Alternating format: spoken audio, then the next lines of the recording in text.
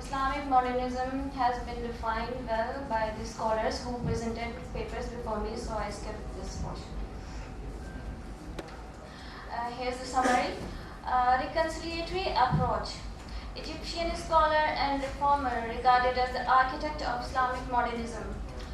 Abdul's primary objectives are to restate the essential message of Islam and to show the implication of this message for the modern society.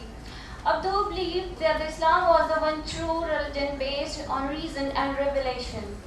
But then in the course of time, it had become distorted by various extrinsic factors. For instance, whereas the Quran fosters the scientific spirit by directing man to inquire rationally into the workings of the universe, the Islamic philosophers had uncritically accepted the theories of matter and the physics propounded by Plato and Aristotle, with the result that the Islamic world had come to lag behind Europe in science and technology. His rejection of Greek philosophy in favor of modern science was only partial.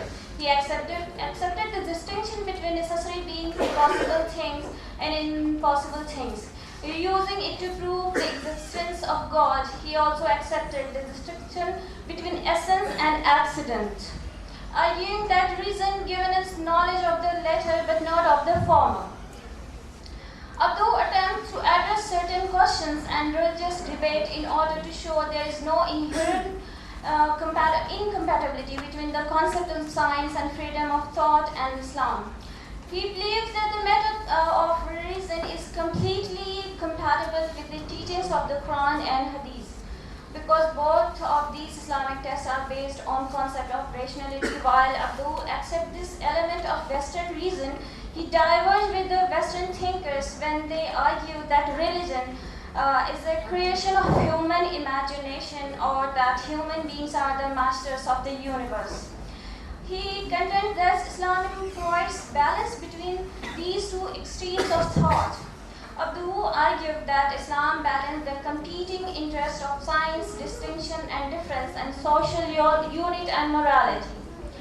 He does assume that religion is a rational choice and arguable assumption, and for Abdul, this progression is natural because of the imperfect nature of the human reason. It is necessary for there to be some way for all people to know true reason, because Islam allows for the acceptance of reason. It is possible to reinterpret the principles of modern times. Abdul and Nursi agree on this point. This Western civilization is not absolutely good or bad. At the same time, it has beneficial and harmful aspects. Its beneficial aspects are rooted in connection with science and technology and moral virtues. Its harmful aspects are the effect of the neglecting religion and morality. I quote Nursi, to prevent misunderstandings, I should mention that we are facing two Europe. The first Europe, which is beneficial for humanity. This Europe was affected by true Christianity and provided a lot of services through a development of knowledge and industry for expansion of justice and equality. But the second Europe, which I am criticizing, is a contaminated Europe that replaces anti-religious philosophy with religion and approaches every phenomenon with materialistic attitude. Balanced response to modernity. Said Nursi, living during a global crisis, materialism was triumphant, communism was popular, and Muslims were being urged to reject Islam. Said Nursi worked for a people's revival, infusing them with modern and traditional education. He diagnosed the Muslim world's long-standing disease and offered the most effective cures, basing his activity on Quran and Sunnah. He traveled widely, seeing ignorance, poverty, and internal conflicts in the larger Muslim world. He analyzed why the Muslim was stuck in the Middle Ages. He offered his cure and stressed the following. Another quote, history shows the Muslim increased in civilization and progressed in relation to how firmly adhered to Islam. In other words, the strength they drew from the Islam's truth was proportionate to their adherence to it. History also shows that they suffered decline, disaster, and defeat proportionate to their neglect of it. This is not the case with the other. This is not the case with other religions. For history shows that their increase in civilization was proportionate to their neglect of religion, while their decline was proportionate to their adherence to it. Another point in Nursi's thought is the necessity of the taking benefit of Western civilization. He stressed that the essential condition is distinguish between good and bad aspects of Western modernity. He said about this, quote, "We should not be filled with adorate in our attitude with Western civilization, but we must accept this slogan as a standard that what is clear should be accepted and what is polluted must be abandoned."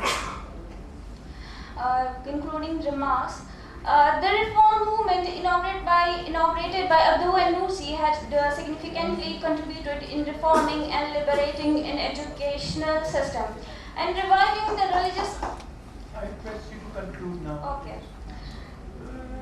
The enormous contribution of Nursi into modern Islamic thought can be summarized from this from his mission espoused in the influential magnanimous Risale-e-Nur, base where he projected a revolutionary attempt to initiate reform and reclaim the religious tradition with clear vision.